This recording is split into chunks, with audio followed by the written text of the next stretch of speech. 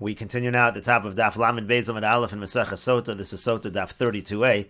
On the previous Amud, the Gemara was discussing the line in the Mishnah which says, let's say one aid says the woman was defiled, and another aid says the woman was not defiled. So it said in the Mishnah that she drinks from the waters because it's considered to be a suffix. And the Gemara asked a question. The Gemara said, if you're dealing with a situation where one aid is believed, and we know that kol makom she'amina Torah eid echad, anytime the Torah believes one aid, like in this situation when one aid says she's defiled, so that aid is considered like two. So it should really be as if we have two witnesses saying she was defiled, and then just one witness that says she was not defiled, and so therefore she should not drink from the waters. And Reb Chia answered that we're talking specifically in the Mishnah in a situation where the two aidim come in b'vasachas. One aid says she was defiled, one says she was not defiled. It's all happening b'vasachas at the same time, and so then they do cancel each other out. We say there's a genuine suffix over here, and she does drink from the waters. But then the Gemara asked on Reb Chia from the end of the Mishnah, because the end of the Mishnah, it has cases of two against one in both directions. Let's say two say she is defiled and one says she's not, or vice versa. And the Gemara was asking from various inferences. And in the end, the Gemara says, really, it's not the inferences that are important at the end of the Mishnah, because the end of the Mishnah is talking about a different case altogether. It's talking about a situation where you have disqualified witnesses. And the Mishnah is saying that in a situation where you have disqualified witnesses, you always follow the majority of the witnesses, and it follows this shita of Rabbi Nechemia. And now the Gemara is in the middle of an alternate version of Rabbi Nechemia, in which Rabbi Nechemia would say that if you have one kosher witness that comes in, and then two disqualified witnesses, then actually that one kosher witness is considered like two witnesses, because again, this is a situation where the testimony of one witness is accepted, and then actually the one witness would prevail. But in situations where you have all disqualified witnesses specifically, that's Reb Nechemia, and so now the Gemara is discussing this alternate version of Reb Nechemia. And the Gemara says, over here, what are we talking about? The case specifically is that it's a woman that comes in first, meaning it's a disqualified witness. That's the case of the Mishnah. Rashi explains, and here what are we dealing with? We're going on the part of the Mishnah which says, Eid echad omer nitzmes, ushnayim omrim lo nitzmes. You have one witness that says she was defiled, and two witnesses say she was not defiled. So in that case, the Mishnah still considers it to be a situation of suffix. We don't say that that one witness that says she was defiled, that one witness is the one that's believed, and there's no suffix over here. No, we say it is a suffix, haisa shosin, so therefore she does drink. Vukimna bipsule edus. And what are we saying? We're saying that that part of the Mishnah, this one against two, is talking specifically about disqualified witnesses. And that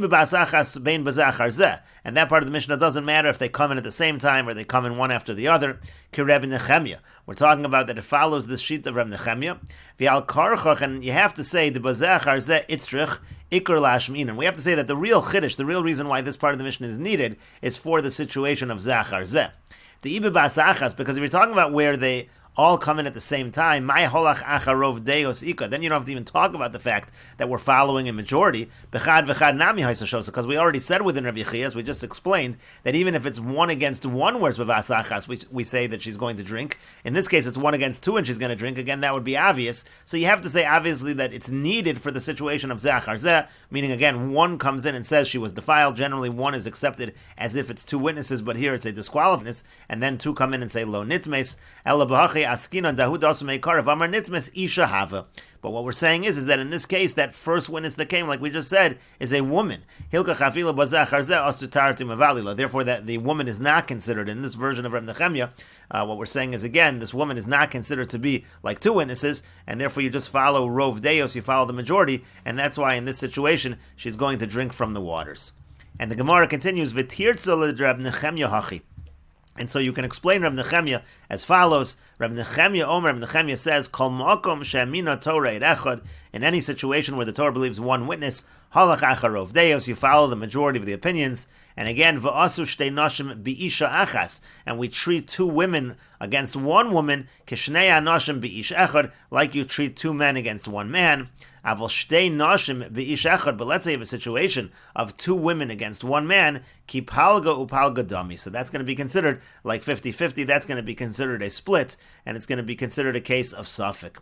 Rashi explains, V'tirtza l'Reb Nechemya hachi, you can explain Reb Nechemya's statement as follows.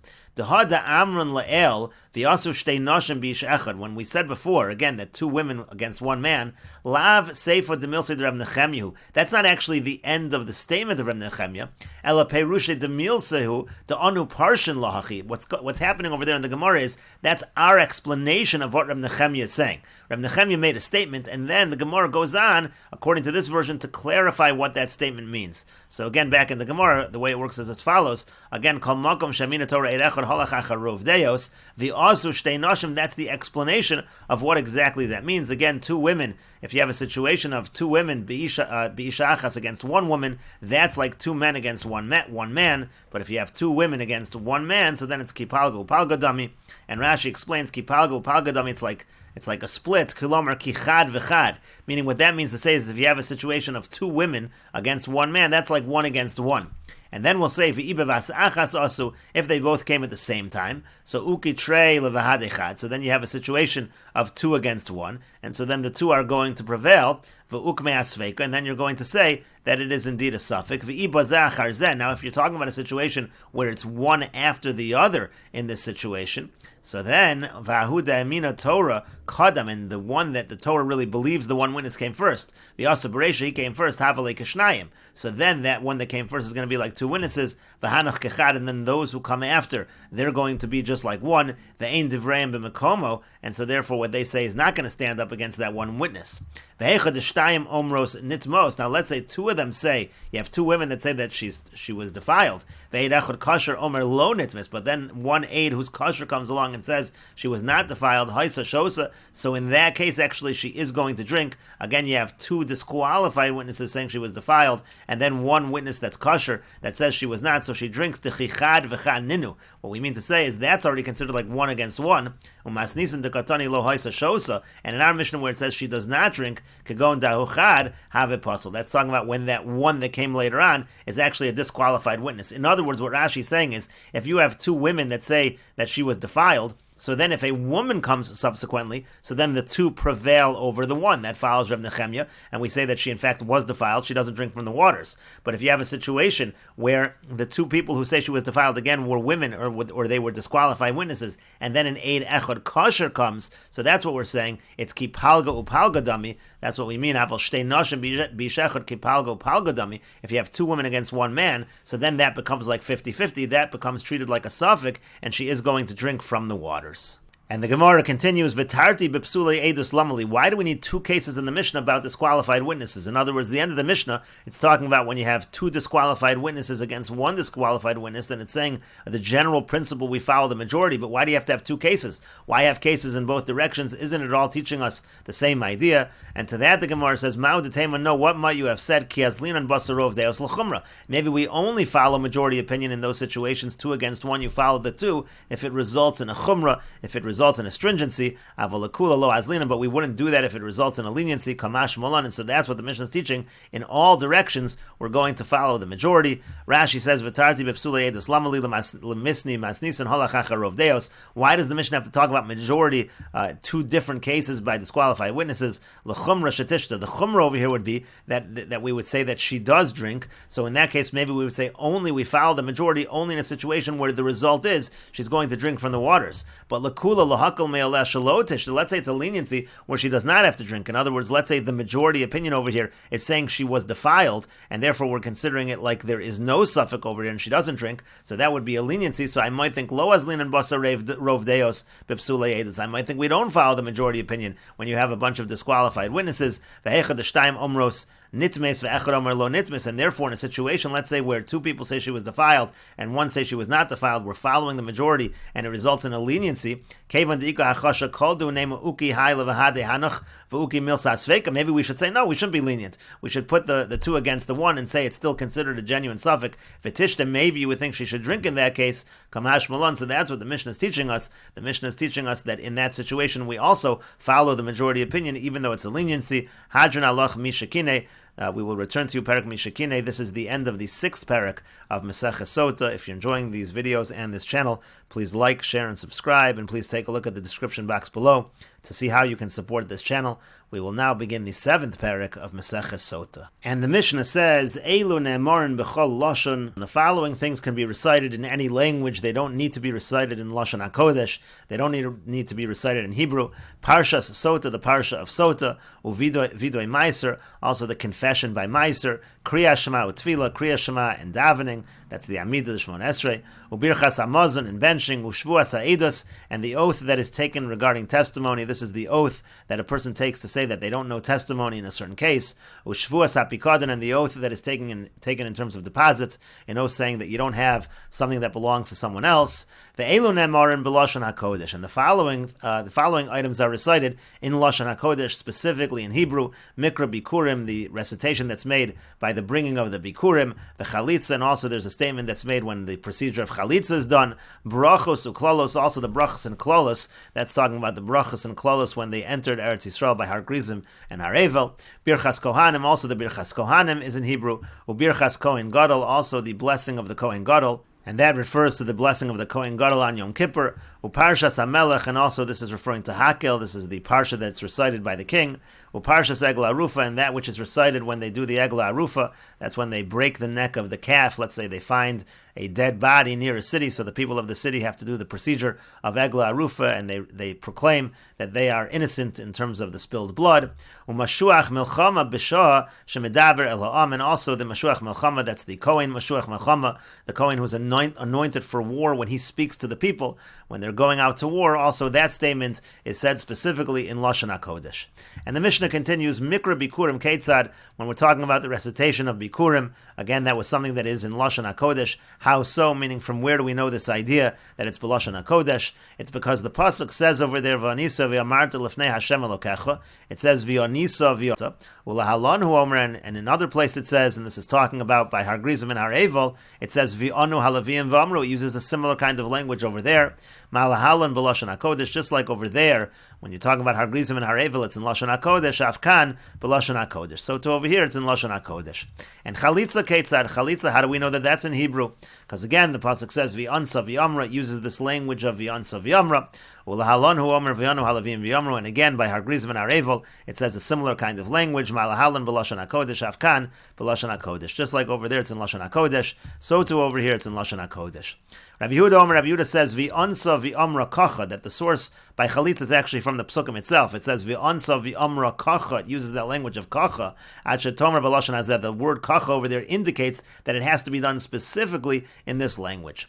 Brachos uklolos ketzad. Now the brachos and klolos that we mentioned by Har Grizim and Har Evel. So where's the source that has to be done in Lashon HaKodesh? That's already been the source for other items that they have to be in Lashon HaKodesh. Kevan she'avru Yisrael as HaYarden. When Klal Yisrael crossed the Yarden, Ubo el Har Grizim v'el Har Evel, and they came to Har Grizim and Har Evel, Mount Grizim and Mount Evel, Shebe Shomron, Shebe Tzad Shechem, Shebe Eitzel Elone Mora.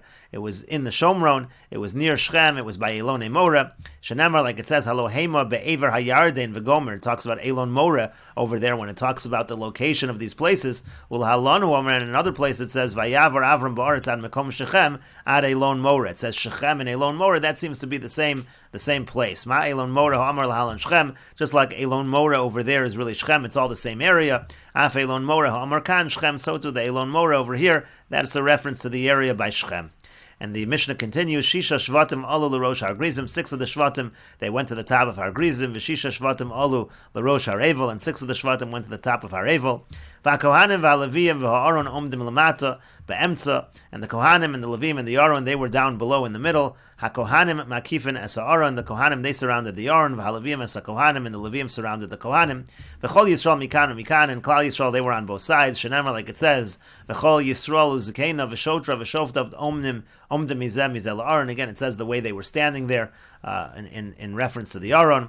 Havchu paneim klape Har Grizim, now they turned their faces towards Har Grizim. Upaschu bebracha, and that's when they began and they started to say the brachas. They said Baruch ha'ish asher lo yaseh pesel u'maseicha. For example, they said Baruch ha'ish asher lo yaseh pesel u'maseicha. Blessed is the man who doesn't make these idols. Ve'elu onin amen. And then on both sides, everybody answered amen. Hafchu paneim klape Har Evel, then they turned their faces towards Har Evel. Upaschu b'klola, and they began with the curses. Cursed is the man who makes these idols. And again, they all answered Amen. Until they finished the brachos and kolos. And after that, they brought the stones and they built the mizbeach v'sadu b'sid, and they put plaster on it. V'chasu olav is called divrei haTorah b'shivim lashon, and they wrote on it all the words of the Torah in 70 languages. Shenemar, like it says by our Hetev, that it's clarified well, meaning it's clarified in all languages.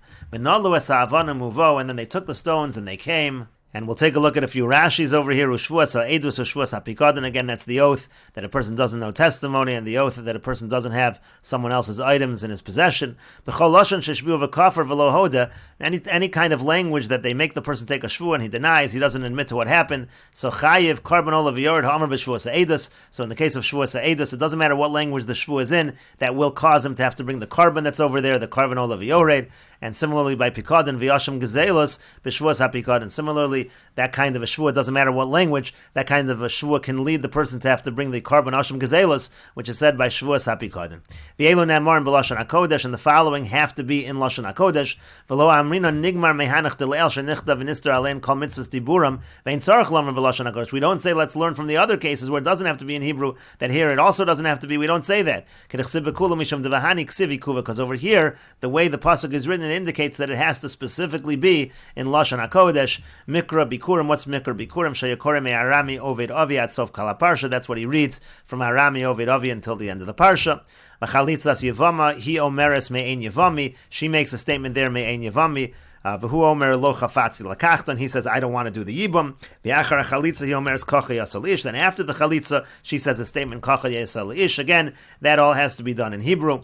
Brachos uklalos sha'amron Yoshua v'Yisrael b'har grizim v'har evel. The brachos and klalos refer to the blessings and the curses that Yoshua and Klal Yisrael recited at har grizim and har evel. Birchas kohanim nesius kapayim. Birchas kohanim again refers to the duchening of the kohanim. Birchas kohen gadol b'yom kippurim. The blessing of the kohen gadol is on Yom Kippur. Achar avodas hayom shelefnai v'lefnim. After he does the avoda in the kodesh kadoshim. Hayakori b'toras haparsha mevorech shmona brachos kin mefarish b'masnisin. So he reads the parsha and then he says 8 brachos, as we explain later on in the Mishnah. Uparshas HaMelech mefarish besof pirka v'hi parshas Hakel. Parshas HaMelech refers to the parsha of Hakel. Uparshas Egla Arufa, again the Egla Arufa, they break the neck of the calf. Yadeinu lo shavchu kaper lamcha Yisrael. There are statements over there as well. Yadeinu lo shavchu, that we did not spill this blood. There's a pasuk